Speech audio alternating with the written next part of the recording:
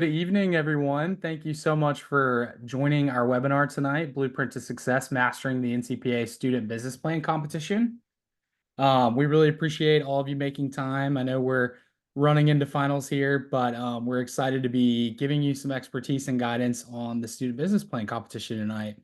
My name is Drew Register. I'm the Director of Student Affairs here at NCPA, but we are very excited to have our business plan experts tonight. We're joined by Seth Heldenbrand and Shwanda Flowers, both from Arkansas. And I'm going to turn it over to our experts tonight.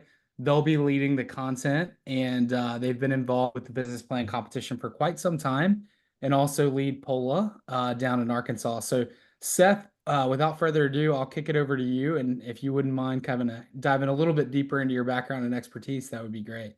Absolutely. And thank you very much, Drew. Thank you, everybody, for your interest in this presentation. Again, my name is Seth Heldenbrand. I am an Associate Dean of Experiential Education at the University of Arkansas for Medical Sciences.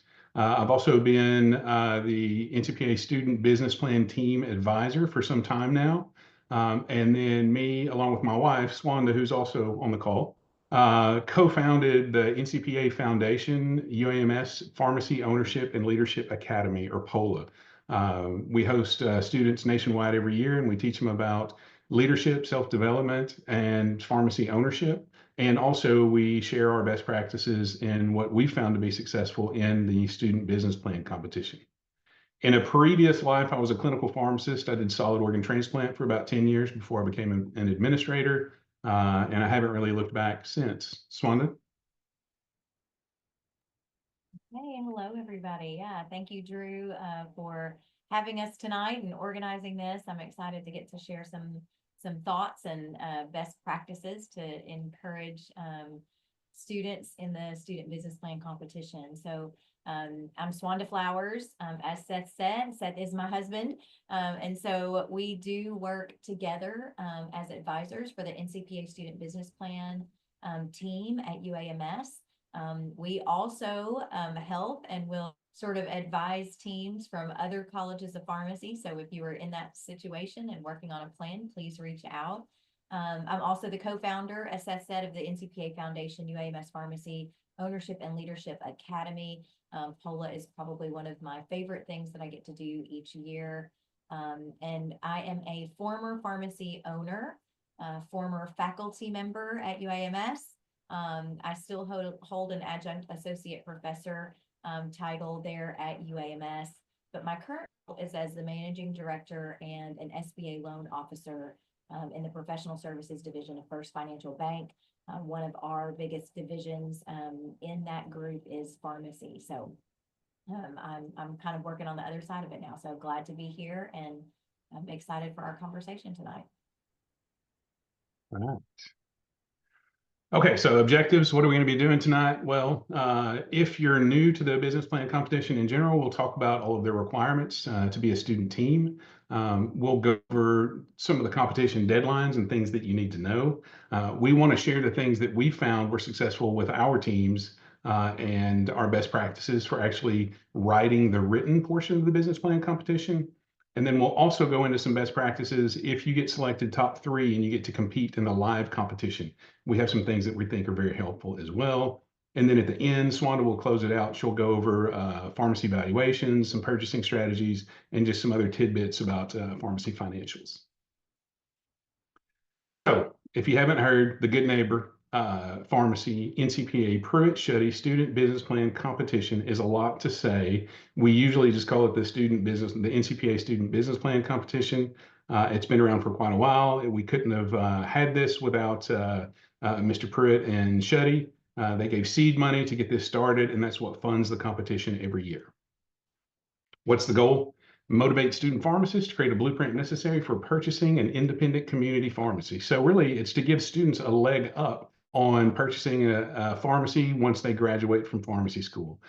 In general, NCPA believes the sooner you become an owner, the better, and having some of those tools upon graduation is a good thing. It came around in 2004, and over 85 colleges and schools of pharmacies have competed, and that's touched the lives of over 2,000 students. So what are the requirements? Well, you have to have an active NCPA chapter at your school, and you have to be an enrolled student in college pharmacy. Now, something that a lot of teams don't know is that while you're developing the plan, there's no limit on how many students can participate.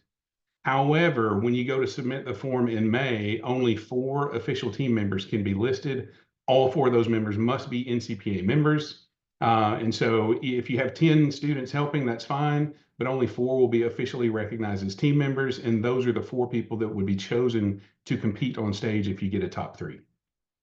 In addition, you have to have a team advisor. The advisor is typically the NCPA chapter advisor. However, we've even seen recently that sometimes a pharmacy owner might be the team advisor and represent the team in the national competition. As far as the plan itself, it's 40 pages without considering CVs, references, cover sheets, and it's usually due in the end of May. So May 30th, I believe, is when it was last year. What do you get if you compete? Well, first of all, the process on how it works. In July at AACP in the House of Delegates, that is when they announce which teams that submitted plans in May get selected to be top 10, and then they announce the top 3 teams. Again, the top 3 teams go on to compete in the live competition. And if you are lucky enough to be one of the top 3 teams and you win, your NCPA chapter at your school will get $3,000. The deans will get $3,000 in their name to promote independent community pharmacy at the college. And in addition, all first place teams get a trip to multiple locations conference. So that's an NCPA affiliated conference that only owners that own multiple pharmacies get to go to. You'll actually get to present your plan one more time at the multiple locations conference. It's a lot of fun. It's great for networking. You're in a way, you're kind of pharmacy famous down there. Most of the owners saw you at NCPA. They enjoy seeing the presentation again. They'll come up and talk to you. The food's great. And you can see that it's pretty nice down there in Clearwater, Florida as well. Second and third place teams have similar things. They don't go to multiple locations, a little bit less money for the chapter and the dean.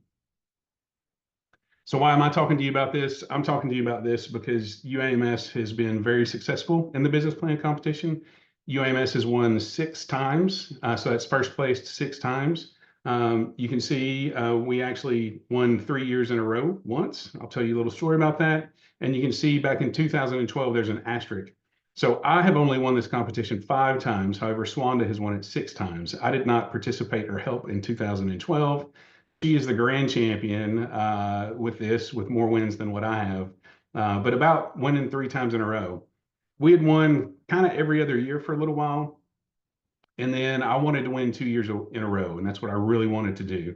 And so you can see in 2020, we won there, and then we got top 3 again. And in 2021, we won 2 years in a row. No school had ever done that, and I wanted it so bad. And about a minute after that happened, that euphoria was gone, and I wanted to win it 3 times in a row. And we were lucky enough to be able to do that. I did look it up, and I think the only other college, I guess the colleges that are in second place, I believe it's University of Washington has 2 wins, or is it Washington State? Swana, do you remember? And I know Sorry, I that, was trying to unmute. yeah. Washington State, I believe. Washington, that's okay, that's where Linda was. So yeah, Washington State has had 2 wins, and then last year, University of Texas at Austin just got their 2nd win. So we were super proud of them, and those were POLA attendees as well. So we did try to help them a little bit as well. One of my favorite things about being a team advisor is we've really made really long-lasting friendships with these students. We spend so much time with them. It's just absolutely wonderful. You've heard a little bit about POLA so far. So the NCPA Foundation, UAMS Pharmacy Ownership and Leadership Academy. If you want to Google this and learn more about it, just Google UAMS and POLA, and this website should come up. But again, we have a grant of over $500. It pays for everything for the entire week. The goal of POLA is, our motto is helping students own their future. And we do that by spending quite a bit of time with them on leadership development, self-awareness, and then we do deep dives into pharmacy financials, pharmacy valuations, how to purchase a pharmacy. And then we also share our best practices for a business plan competition. And then students will put together, we break them up into teams, and they'll put together a mini business plan and present that to culminate the week on Friday. If you're a P1 or you're a P2 in the audience and you're interested, we would love to have you apply. I'm going to send out a pre-recruitment email to all of the faculty advisors and deans next week to let them know that I'll be sending out the official recruitment form for you to apply, and it will come out in probably around January 15th. We'll leave it open for about 6 weeks. We usually get about 120 applicants for 40 spots, and we preference P1 and P2 students because P3s right now would be on rotations by the time I have it. So again, please feel free to share that information with anybody. We would love to see you. The last thing I'll say about this is about 70% of our students get travel and lodging stipends from their college, and many students are able to attend completely free. Once you get to Arkansas, all the meals, all the events, all the travel, everything is completely provided by POLA. We do not pay for you to get to Arkansas, and we do not pay for your hotel once you're here for those 4 nights. Here's a picture of, I believe it was 2 years ago, and that was on the day after all the teams had presented. Okay, let's get back to business planning. Taking the leap. So you've decided you want to write a business plan. Here are the things that I want to talk to you about. 1, team dynamics and how important that is. 2, where do you start? How do you even get started? 3, the importance of identifying a pharmacy owner and a pharmacy to help you come up with a starting point to start your plan. I'll give you some recommended timelines. I'll stress how important it is to use the NCPA business planning rubric to minimize point loss on your plan before you submit it. And then we'll talk about the importance of the digest and the NCPA digest financials to help you, especially with the financial sections of your plan. So where do you start? 1, you got to form your team. We've worked with a lot of teams, probably 30 different business plan teams, because we have an elective. We might have 12 or 16 people. We might only have 4 people, but sometimes we have 3 teams and only one of them moves forward to the national competition. And team dynamics is so important. We've seen year in and year out when before our elective starts, there's already a team of 4. They're friends, they hang out, they talk, and those teams seem to do much better than a randomly put together team. So I think if you want to compete, figure out your team early, make sure you can get along with them. It's even better if you're friends. You know, Swanda says all the time that the teams that will go out for a coffee or a beer or a meal and talk about this business plan the entire time are the ones that are the most creative, most successful. So when do you start? Well, we happen to have a spring elective, okay? So starting in the spring, starting in January and submitting on May 30th is plenty of time. However, we have deadlines, we guide them, we give them feedback the entire semester. If you're gonna do it, if you don't have a special problems or a entrepreneurship elective at your school, I would consider starting in the fall. I would start in the fall, I would identify your, or talk to your advisor, find out what their strengths and weaknesses are, and then that'll help you identify a pharmacy owner or mentor that can help you with some of the things that maybe your advisor may not be good at. We have 2 great NCPA advisors at UAMS. However, one of them was from Kroger and one of them has never owned a pharmacy before. So while they're great at what they do, they're not the best people to go to for the financial section of reviewing that for a business plan. Another thing you need to think about is your niche. So what makes your pharmacy special? You need something to tell the story in the plan or on stage of why your pharmacy is awesome, why it's different from all of the local competition, and how your niche will make money. Swanda says all the time, pharmacy is not a charity. So whatever niche you choose to make it the strongest business plan possible, you need to make sure your niche generates revenue. It's not going to be much. It's not going to be anything close to the prescription sales for a pharmacy, but it needs to make money. It doesn't need to be a money loser because that's not what business is about. So identifying that mentor owner. Why do I keep stressing that and say that's so important? You need a mentor owner. If you find a good owner in pharmacy that's willing to share their financials with you, we've had owners share 3 years of complete financials, which gives our student teams a great starting point. We've had owners only share a total annual script count for the year. Now, that's not a great starting point, but you can still calculate pharmacy financials with just an annual script count. Another thing real world can do is give you permission to use photos of their pharmacy inside and outside. And you definitely want to get permission of the owner if you're going to use their name in the plan. If their name is going to be in the plan, be sure you get permission. You wouldn't want to surprise anybody at the meeting and get into hot water if you were in the top three.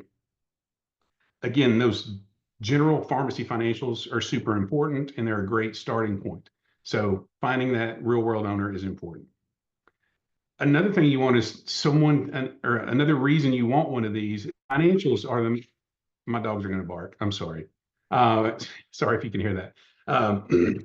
Another thing that the owner is really good for is looking at your projected pharmacy evaluation. So the purchase price for your pharmacy, they've done that before. They can review what you're recommending. They can talk with you about the best process. You know, there's several ways to do it. One of them is using some of the 5 different formulas that are in the NCPA digest. You drop the high valuation, you drop the low, and then you average the remaining to get a decent purchase price. But the most important thing is being sure you have somebody to review your projected pharmacy financials. So again, the financials is the toughest component, and it's the one that you really want someone to look over to be sure that there's nothing glaring that's going to make you lose points in the eyes of the judges when they're grading your written plan. Again, we have the luxury of having an elective. So that elective is 2 hours of contact hours each week with the students. How do we start? We tell the students to identify their teams. Again, like some of them have teams pre-formed before the elective even starts. Some don't. We give them some time to do that. We talk about the importance of team dynamics with our students, and then we do a little bit of teamwork development. So I love emotional intelligence. I think it's one of the best things to come out in a while. I love the fact that you can improve your emotional intelligence, and we provide our students with an emotional intelligence book, and we have a talk about it. Another thing I really like is extreme ownership. It's kind of, I don't know, gruff. It's a military framework of all your mistakes and moving forward to get the mission done. And I think it's super, super important for all of the students to own not only their responsibilities, but their mistakes during the business plan development process. The next thing we have them do is come up with the roles and responsibilities for the team. This is a format that I've found that works really, really well for our teams. One, we need a document leader and team captain. We usually want the team captain to be the document leader because they will handle assimilating all of the documents into place and making sure that the written document has a consistent feel as you read through it. The second thing you need to figure out is who's going to fall on the sword to do the financials. The financials is for sure the most difficult position while developing the written plan. It's a lot of spreadsheets, it's a lot of predictions, valuations. It's a tough position. And for our teams, when we find out who's doing the financials, we let that person only do the financials. And if it's a 4-person team, the other 3 people are responsible for developing the rest of the plan. The next thing you need is a niche expert. If you're going to do specialty pharmacy, or if you're going to do compounding, or whatever it may be, you want one person on your team to be an expert in whatever that area is, and you want them to handle all of the questions. If you happen to be in the top 3, if they start asking you questions about whatever your niche is, you want someone that's going to step forward and answer those questions. I know we've done functional medicine was a good example. We had a student that spent since they were admitted into pharmacy school, they were fascinated by functional medicine. And that was one of our better years because he was so well versed in that niche that he nailed every question when we were presenting in the top 3. It was really, really nice. The other things you'll have to do, obviously, if you've read the submission requirements, you've got to come up with a mission and vision. The mission and vision always happens after the niche develops. And it has to be that way because you can't write your mission and vision until you know what your niche is. Of course, you're going to have your traditional form services. Swanee, you want to get that dog? Of course, you're going to have your traditional pharmacy services. But the niche is going to be a big part of your mission and vision because it's what makes you stand out. So it says here, group work, mission and vision, backgrounds, description of business, products and services, marketing.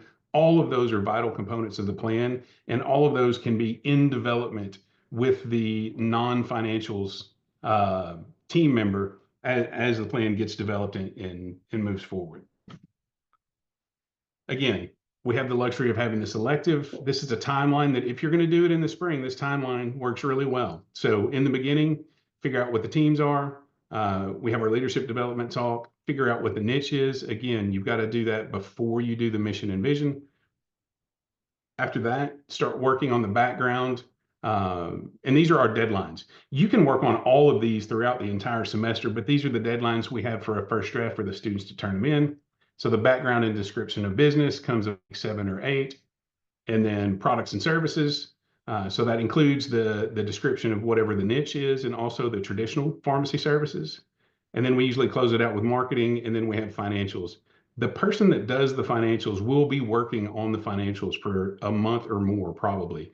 But we make it due somewhere between weeks 11 and 15. And then we have that, or we review the financials. It's due week 11, and then we kind of review it and refine it until week 15. And then we have that comprehensive plan submission to us. And we usually have about 2 weeks to review and refine that plan and work with the students before it's due at the end of May. If you're doing this outside of the curriculum, we said start at the fall, you can pretty much double all of these terms because each semester is usually between 15 and 17 weeks. So you can give yourself twice as much time if you start in the fall, follow a similar format and deadlines, and you'll still end up with a very good plan at the end of that spring semester to submit in May. What are some special considerations? So please try to get feedback on your plan. Try to get feedback on each section as it's complete. So, your mentor pharmacy owner may not be the right person to go to this. So you might want to go to your faculty advisor. You could even have friends review it, or you could have experts in the area review the different sections, but have someone read through it and give you feedback. Another thing we really recommend is finish the final draft at least 4 weeks before the deadline. That gives you plenty of time to get feedback from other people, to refine the plan, to make sure that it's in one voice. And it just gives you time to get it as good as it can be. The next thing we do is we make sure we utilize that NCPA rubric. NCPA publishes the blueprint for grading your written document. And this is when you should pass out your plan, give your advisor the rubric, and ask them to grade it. And then each team member should print out the rubric, go through the plan, and grade it. And different people find different things, but every time you find something you think is deficient, you fix it. That's what that 4 weeks is for. And you fix all those deficiencies. Sometimes they're free points. Sometimes the margin's wrong. Sometimes there's a misspelling. Sometimes there's different things.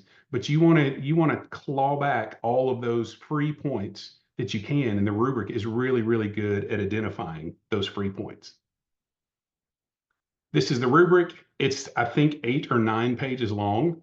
I know it's probably too small for you guys to see. That's important. But this rubric is always published, usually in the fall, but for sure by January before students start working on their plans.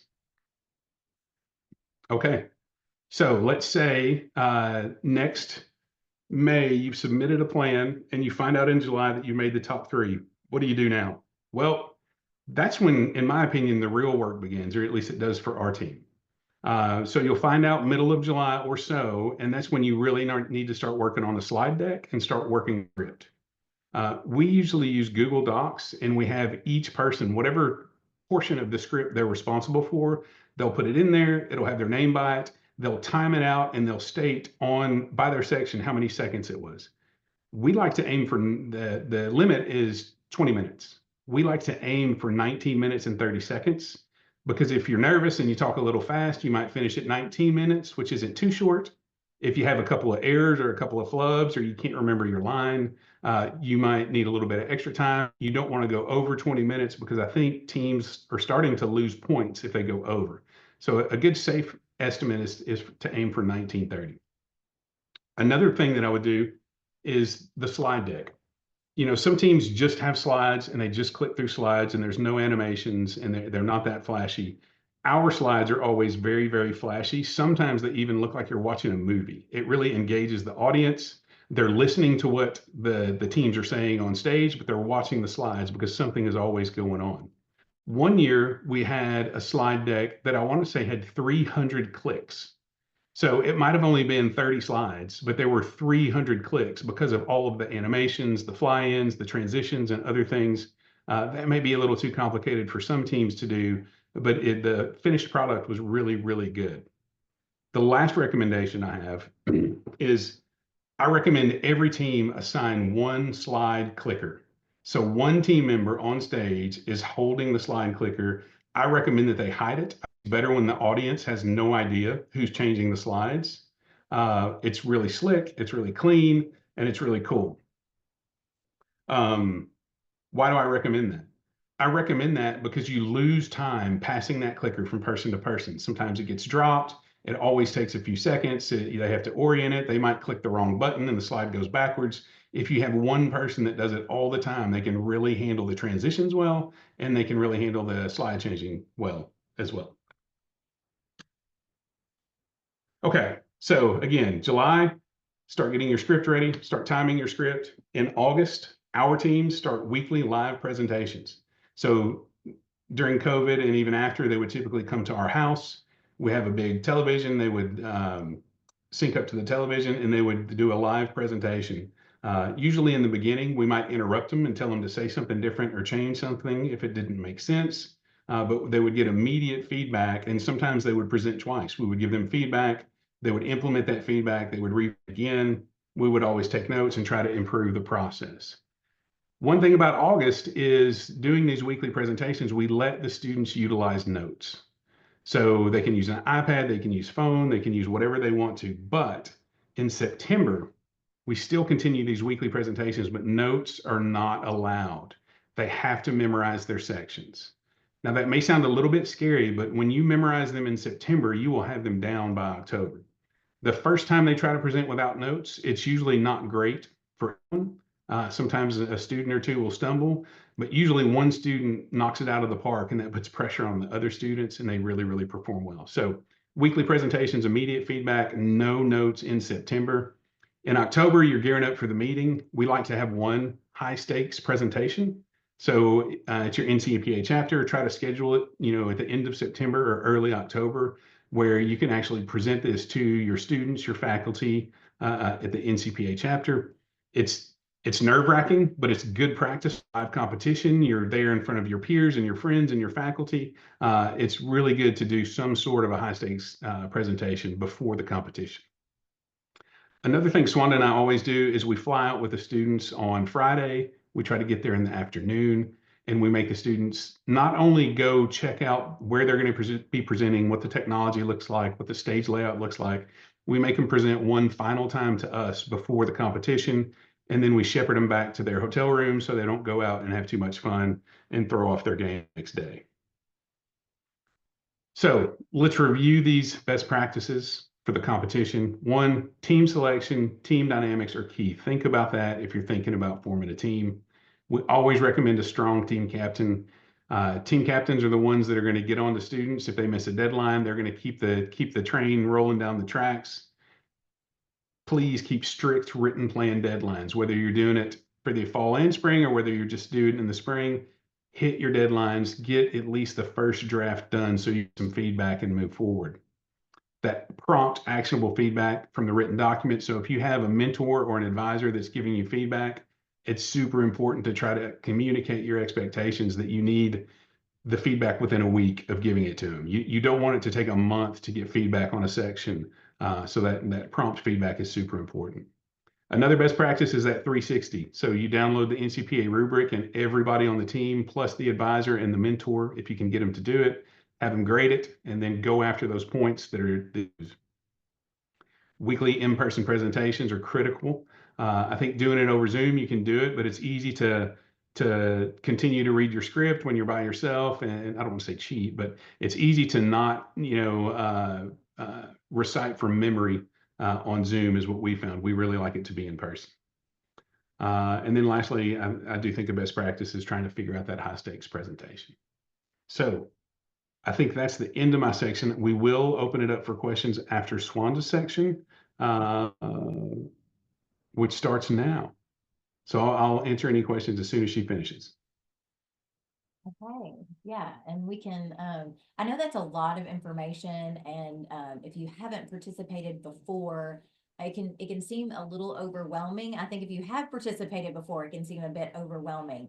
And sometimes mysterious about, how do I get in the top 10, or we just can't, kind of break that, that plane and get, into the top 10 or top three.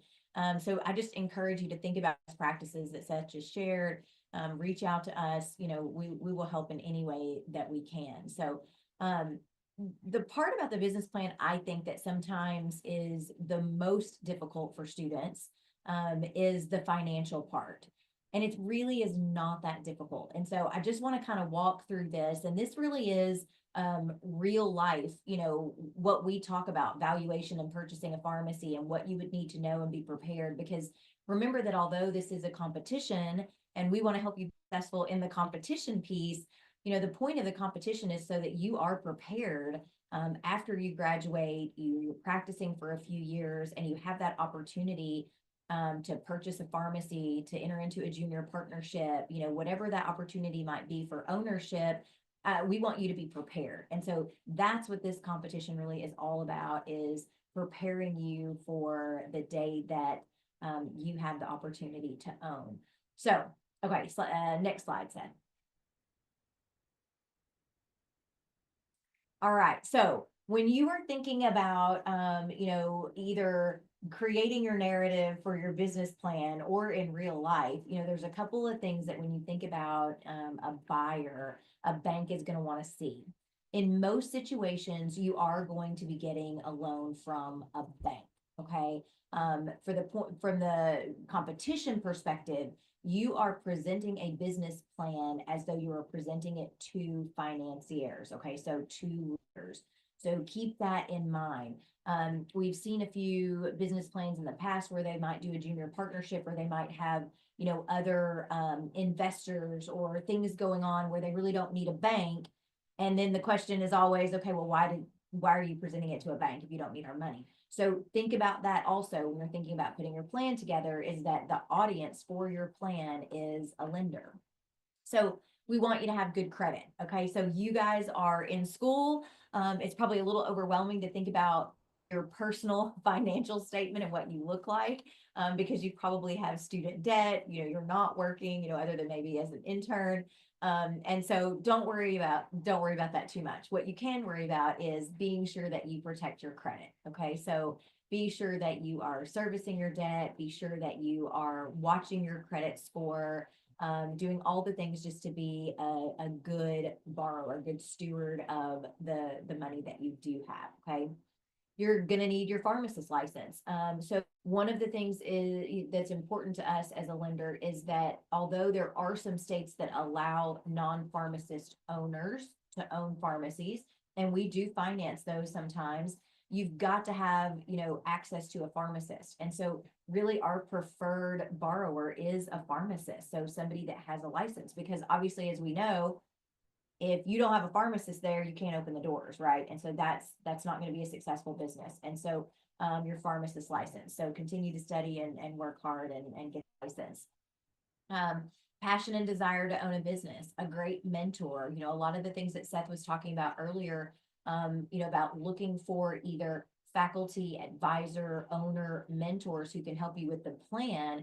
You need those individuals also to help mentor you through that process of ownership. So all of the people that you meet at NCPA, the opportunity to go to that, multiple locations meeting is just an incredible opportunity to meet great mentors from over the country that would love nothing more than to help you on your ownership journey. So remember to network. It's really, really important, the connections that you make while you're in pharmacy school, locally with your school, your state association, and then obviously through NCPA. Cash available for equity. So, there are different amounts of equity that are required based on what type of loan you get, but likely it will be 10 to 20%. Okay. Which means, you are going to have to save up and pay. Now, there are ways to help you with that equity, with that cash down payment. And once you get to that point, you certainly can talk with your lender about that. But you need to be thinking about, how can I save some money? So when I start working, I need to invest in myself, right? So you're going to be working on paying your debt. You're going to be working on saving for retirement. And then you're also going to be working towards putting a little bit of cash aside so that when you do have an opportunity, you've got some cash available. Understanding financial performance in banking. This is probably one of the biggest ways that the business plan competition can help you. Okay. So the business plan competition will force you to learn about the NCPA digest, the financial digest, and understand what's going on in our industry from a financial perspective and from a benchmarking perspective. Okay. So that is one of the best things that you can learn. Now, I know that Seth said, you're going to pick one person to be responsible for the financials. And that is true.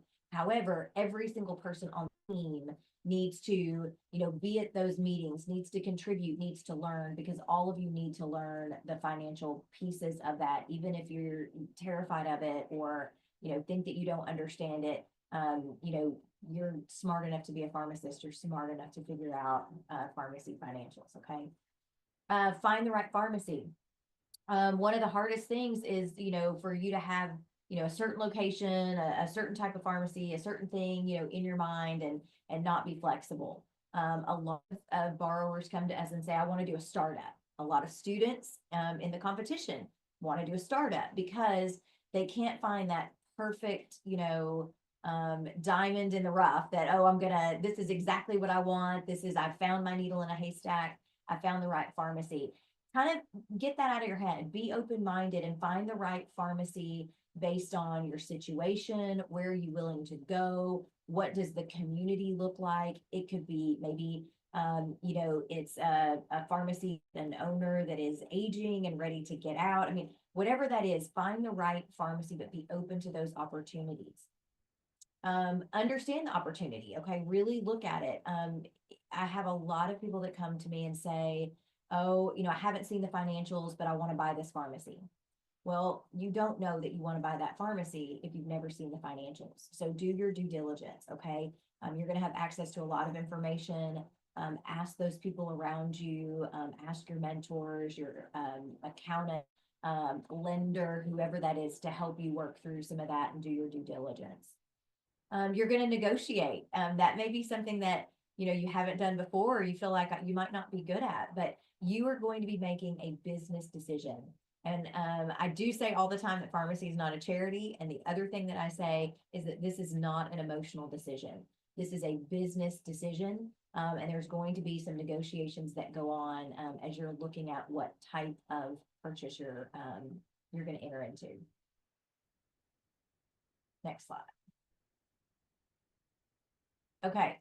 So when we think about valuation, there are some formulas, and I've got an entire other slide set. And if you want access to that, all you have to do is email me and say, hey, Swanda, would you send me, the information on valuations? Because we've got a whole nother slide set on that. But essentially, when we do evaluation, there's several things that we need to look at. So a bank wants to look at a 3-year history, and then we also want to look at the most recent year. We primarily do SBA loans, and what we are required to do is look at a 3-year history, and we're going to talk about cash flow, net income, and what that means, because that's what we're looking for. But we also want to look at the most recent year.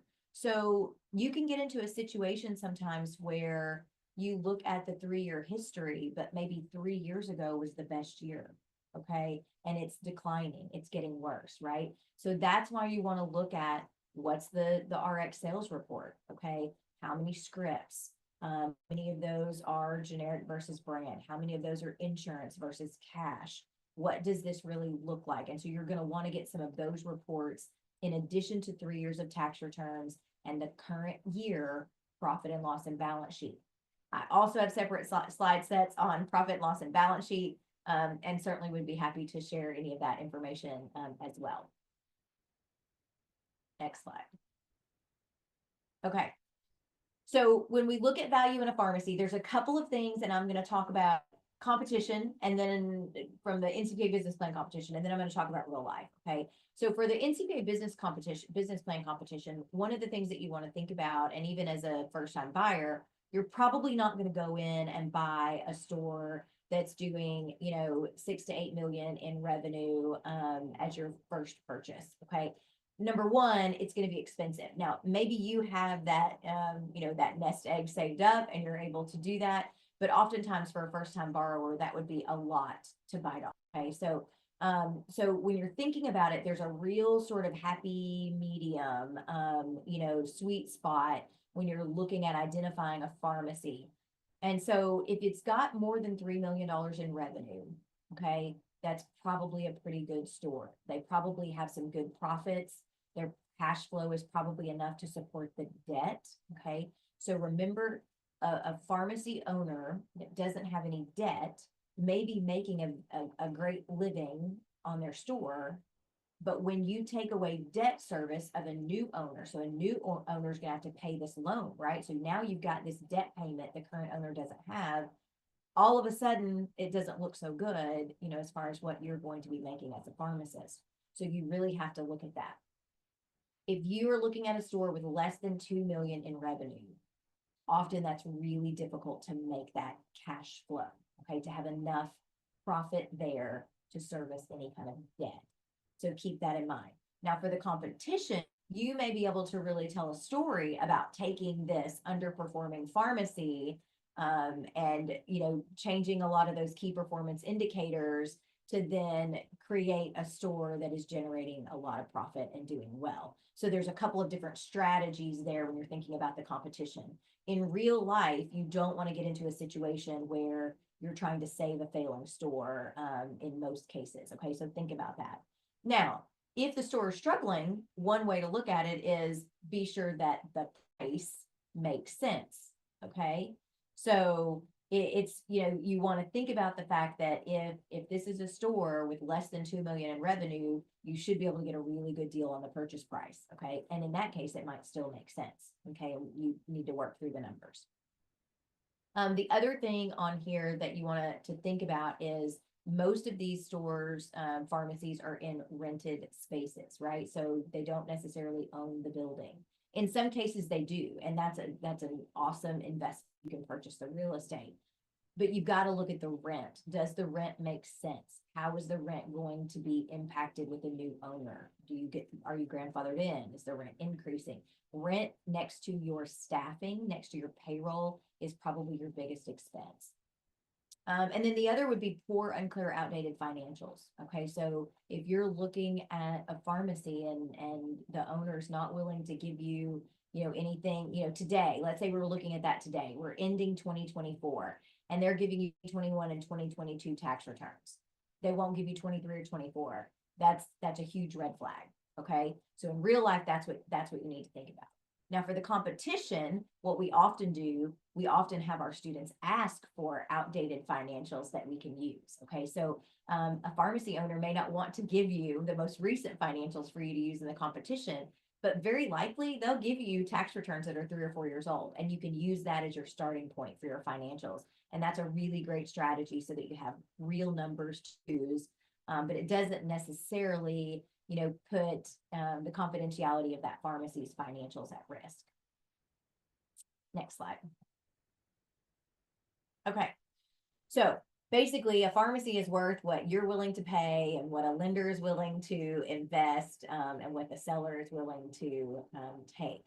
So, when you think about that, you've got to think about your return on investment. Okay, so a bank is always going to be looking for evidence that you can service that loan, you can pay your debt back to us, right? That's our goal. Okay, we want to help you be successful by lending you money, but we have to have evidence and security that you're going to be able to pay that back. And so that's really what it boils down to, what it's worth. Now, there are some formulas that we're going to use that we can look at, and we're going to talk about, on the next slide, what the industry is seeing right now. Next slide. Okay. So when we talk about cash flow, okay, multiple of cash flow, net profit, that is probably going to be the most accepted formula. So you see here, there are 3 different valuation formulas that we often see used today, kind of in the real world. Again, there are 5 to 7 different formulas that NCPA has published. And you, depending on the information that you have in the competition, you're able to use, 3 to 5 of those. And then again, like Seth said, throughout the top, throughout the, low and average the rest. So that's good for this competition exercise. In real life, you are going to have real good numbers, right? You're going to have numbers, you're going to have information. And so probably that multiple of cash flow is the most commonly used formula for valuation. So what that means is we look at EBITDA. And so that is an accounting term, earnings before interest, taxes, depreciation, and amortization, okay, plus inventory. So cash flow, okay, really is all about net profit at the end of the day. So tax returns can be deceiving when you look at a tax return because the net profit on a tax return, it's often not necessarily real. Okay, so there are accounting principles that might be used in order to decrease the profit so that an owner doesn't have to pay as much in taxes. There's nothing wrong with that. That's absolutely, that's absolutely fine. There's nothing wrong with people doing that. A business owner, an accountant, you shouldn't have an accountant if they're not trying to help you decrease your tax burden. So, but there's a couple of things that are done, a couple of things like depreciation or amortization and interest that you pay. Those things are not real cash expenses. Okay, so they're coming out of the bottom line on your tax return, but you didn't actually cash for that. Okay, that really didn't come out as a cash expense. So you can add that back. So when we talk about a multiple of cash flow, it is a normalized cash flow. Let's say though that pharmacy has, $100,000 profit. After we've normalized everything, there's $100,000 net profit. Okay.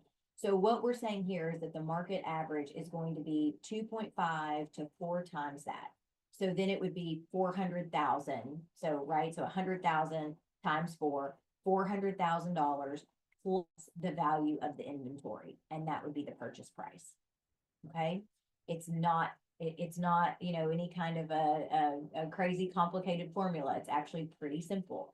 Once you normalize that cash flow, you're going to use a market average. Right now, I would say we're probably seeing 3 is probably closer to the market average multiple right now. It's a little bit on the lower end of that scale. The last one is a multiple of RX count, okay, plus inventory, a dollar multiple. So not the same as that first formula at all. This is typically if a pharmacy is being bought out by a chain store. They're going to come in and say, okay, you do 60,000 prescriptions a year and we're going to give you $10 a prescription. Okay, $18 a prescription for that. That's pretty typical of a chain because, they're not going to keep it in that same location. They're not necessarily concerned about goodwill. They know that they're going to lose a large portion probably of those customers. And so they are just going to give you $1 per annual prescription. And that's going to be the valuation that a chain would use if they were buying a pharmacy. All right, next slide. Okay, so if we look at an example, we can look at an example here and you can see option 1, cash flow at the bottom. That's what I said was the most, used right now in the industry. And so on the top, what you got is just a little bit of information about the pharmacy. Now, this is a great example. If you kind of keep this slide and you think about, okay, I don't have financials of a pharmacy to use, you could certainly go back to this slide, use this example, tweak it a little bit, whatever you need to do. And that can be your starting point, your jumping off point for your financials. So this example would have 4 million in total revenue for that pharmacy. Okay, so it's above that 3 million mark, should be a pretty healthy, profitable store. 65,000 annual prescriptions. The normalized EBITDA, so that normalized cash flow that we have is 315,000. Okay, so when you think about that, okay, and we've got a little bit of information in the bottom. Or in those bubbles. And this is the examples of normalizing that cash flow, that EBITDA. So one thing you might have your, including cars. You've got your delivery vehicle is this maybe for your spouse. Okay. A new owner wouldn't have to have that. You might have your spouse, your kids, somebody on the payroll doing bookkeeping or another task. They're not necessary and wouldn't be involved, if a new owner bought the store. Those things can all be added back. Okay. And that's what we call normalizing the cash flow or normalizing the EBITDA. Okay. So we've got 315,000. We're going to use that. Like I said, the most common, multiple we're seeing now is 3. So 315,000 times 3, that gives us a purchase price of 945,000 plus the inventory. Okay. Now, if we did option 3 and we were looking at what a chain might do, we have 65,000 prescriptions and we're going to do 15,000 a script. That would be 975,000 plus inventory. Okay. Not that far off. The middle option with gross sales, where you just took a % of the gross sales plus inventory, is a little bit lower. Okay. And so if you use this example for the competition, you could certainly use these 3 formulas, and then you could take the average of all 3, and then you would say, okay, our agreed upon purchase price would be the average of all 3 of those. Okay. Next slide. Okay. Very quickly on this, I'm not going to spend a lot of time. I added this slide because what NCPA did add something to the summary of loan request.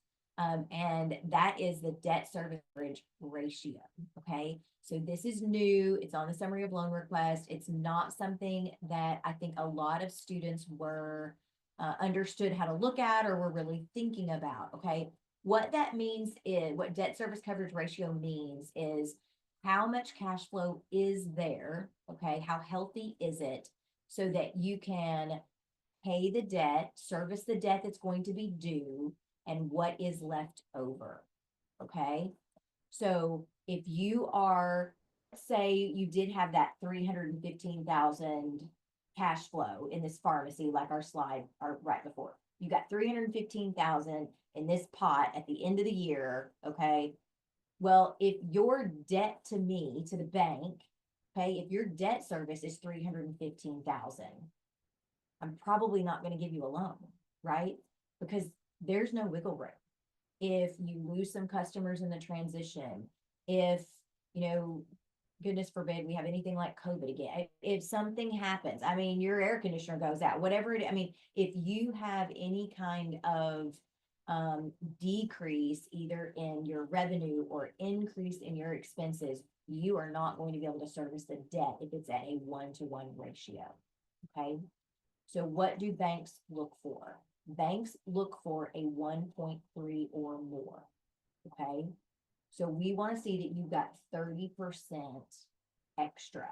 Okay. Slush, wiggle room above your debt service coverage. All right. So 1.3. SBA loans, so the Small Business Administration, they actually require at least a 1.15 debt service coverage ratio. But most lenders are going to want more than that. They're going to want a 1.3.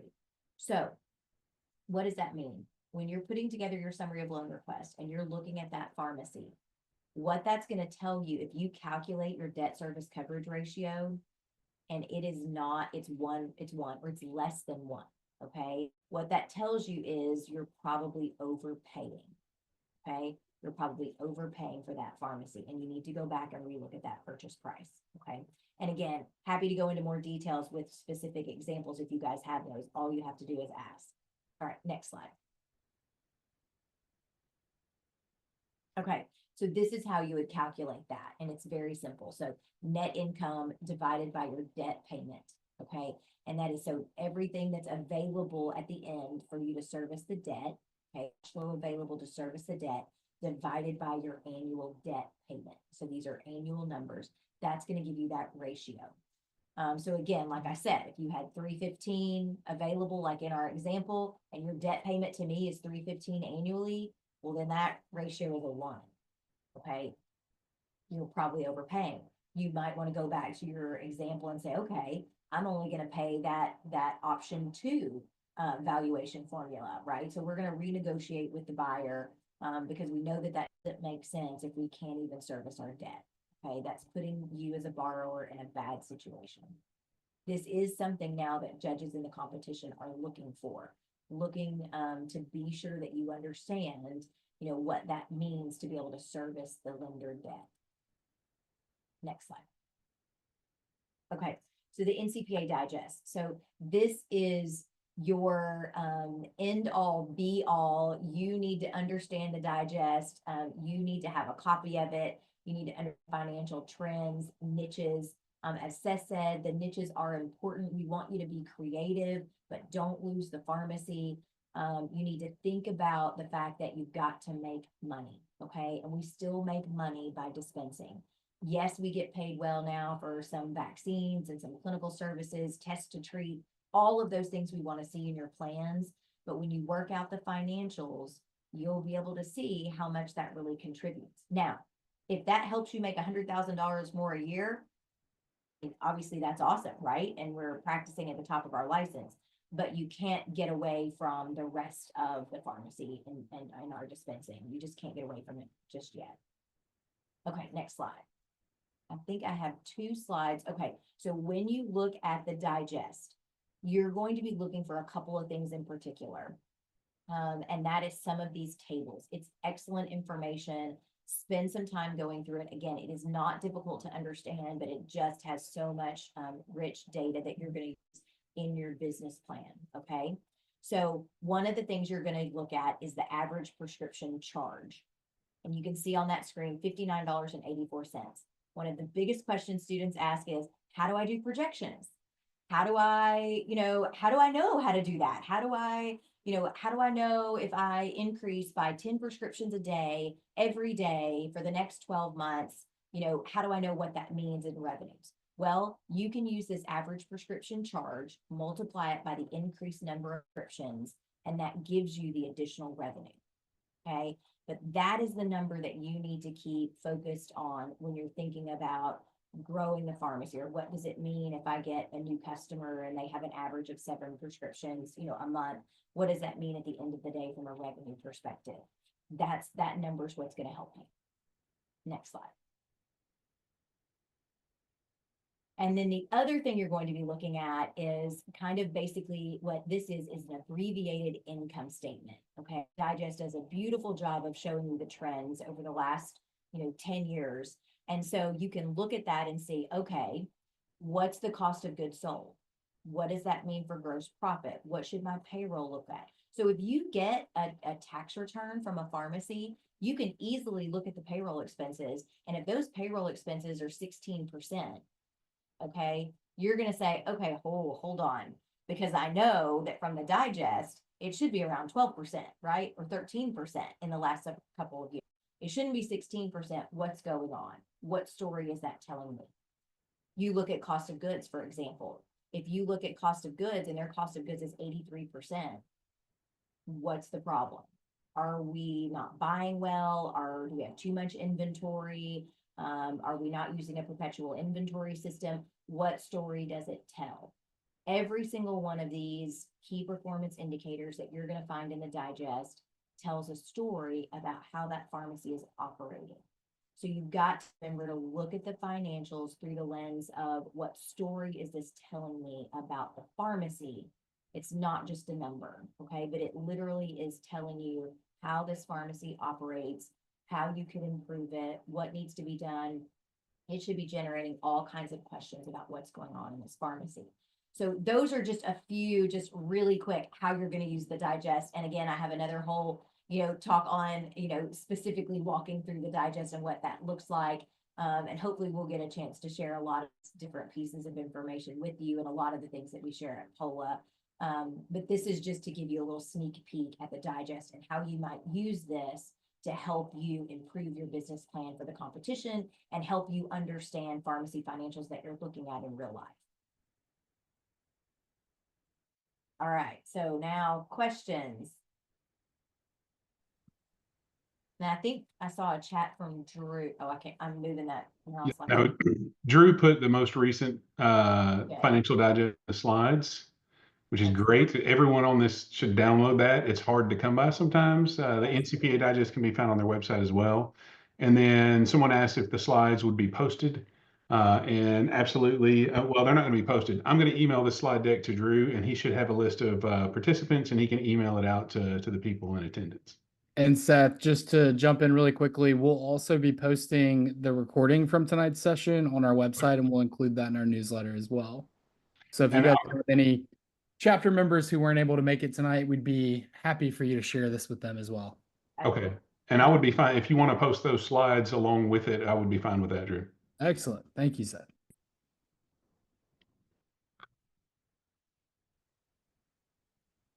I think I put him to sleep, and you woke him back up, Swanda.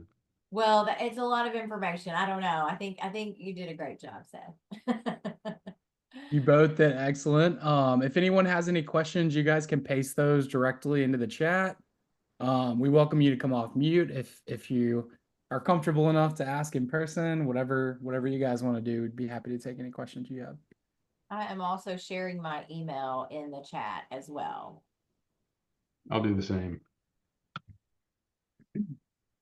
And Swanda, just to be clear at the end, were you referring specifically to the digest or the digest financials?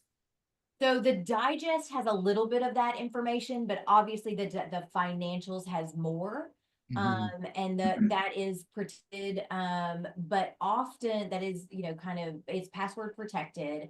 And maybe some of the students don't understand why. And so the NCPA digest financials were basically pulled out of the larger publication because there were groups, insurance companies and others, and I don't, I know this is being recorded, so I don't want to say anything derogatory, but Various actors. there were groups looking, at the digest that were not really interested in looking at it for benchmarking purposes, but we're basically looking at it to say, our pharmacy's making too much money.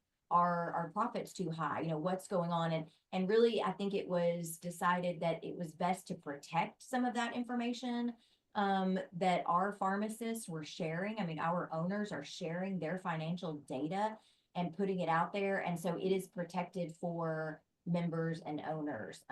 Now, sometimes though, for the purpose of the competition, I know Drew, at COLA, we are allowed to share some of that with those participants. So that is possible to get some of that information too. But the digest also has a little bit of the financials in there. Awesome. Yeah, thank you for clarifying that, Shwanda.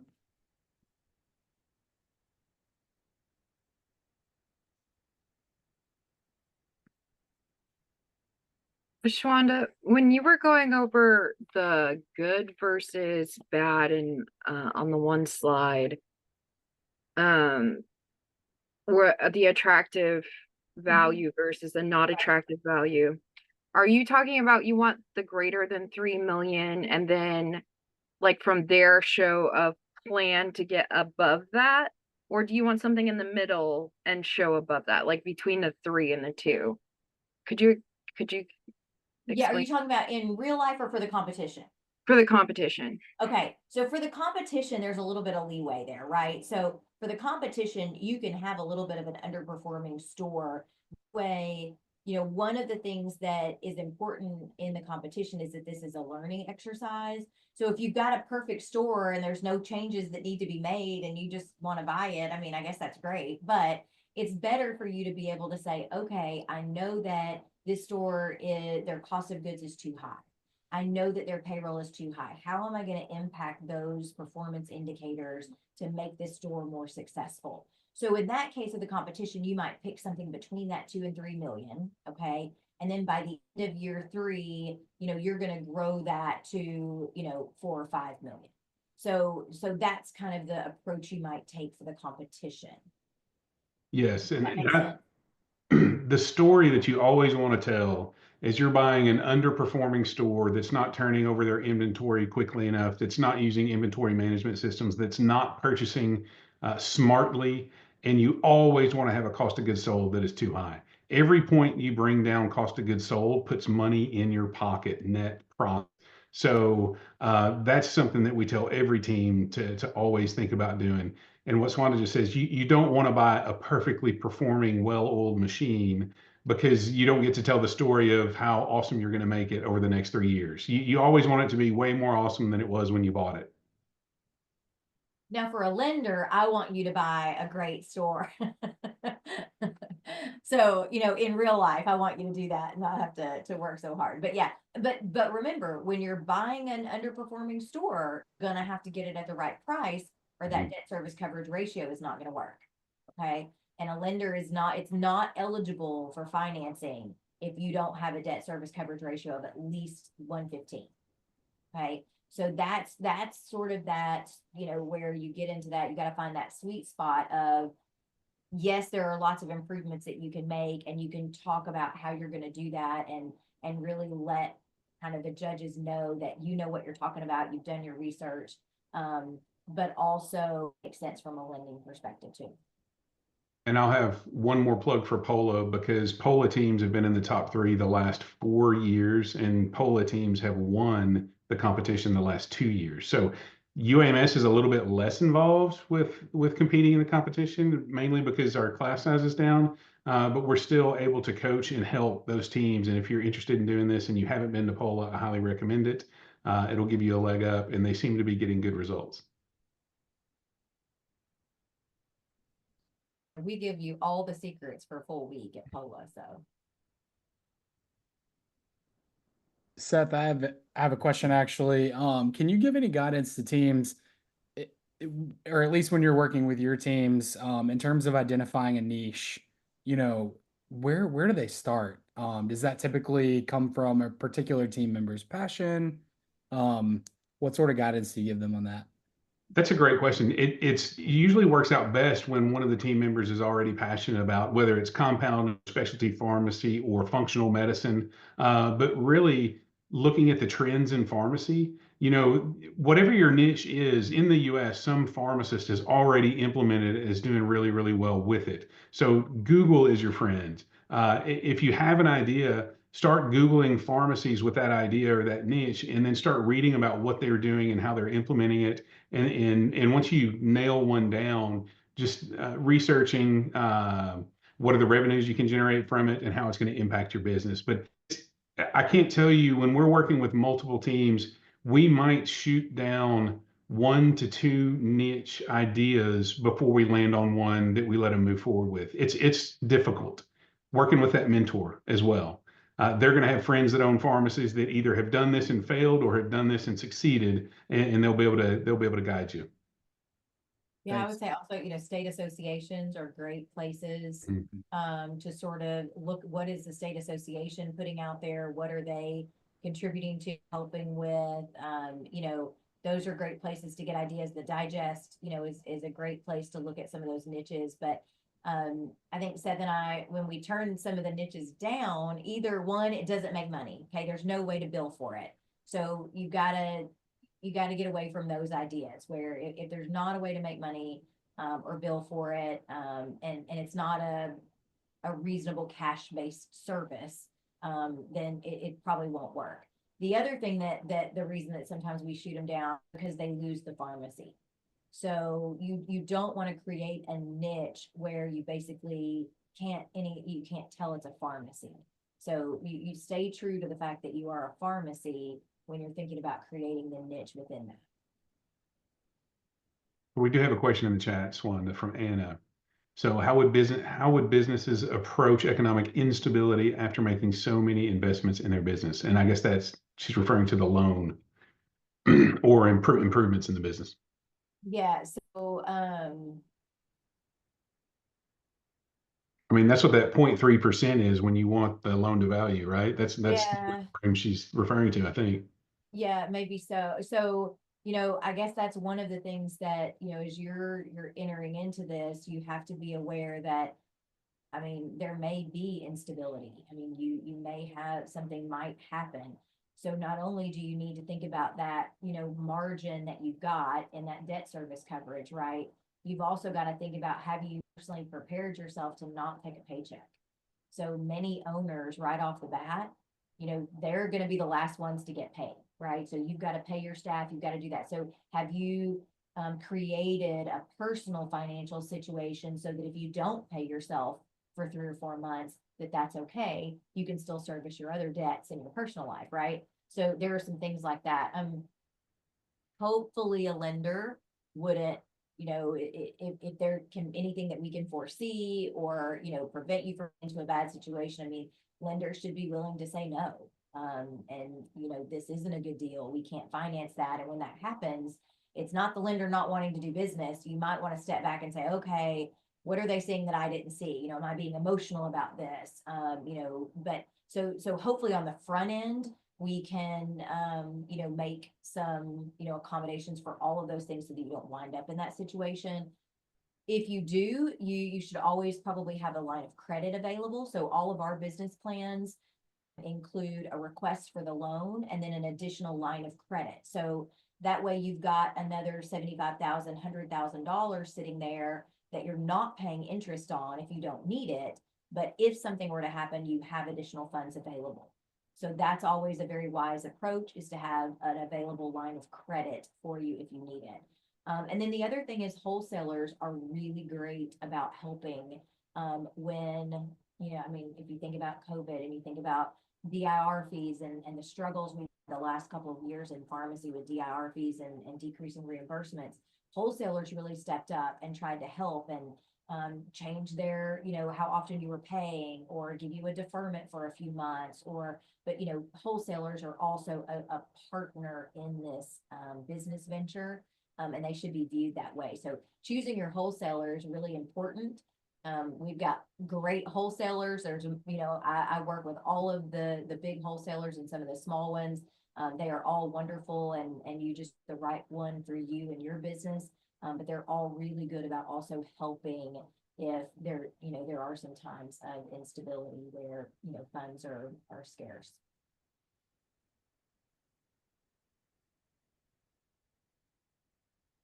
All right. Thank you, Shwanda. We'll do one last call for questions. If anybody has any questions, you can come off mute, enter those in the chat.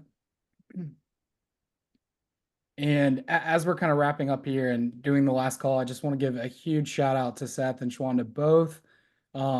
You know, not only are they lending their expertise here, but it's really cool to see that some of these teams who've competed in the business plan competition, you know, they ultimately go on to use these plans to become owners.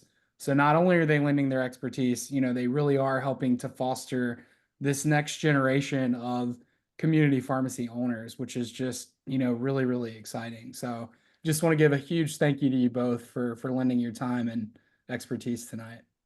And Drew, the last time this was going to be a multi-part series where this one mainly focused on business plan development and best practices, and then we were going to have more that maybe had a deeper dive into pharmacy financials. So everybody stay tuned for the next one after the holidays. Absolutely. Thank you, Seth.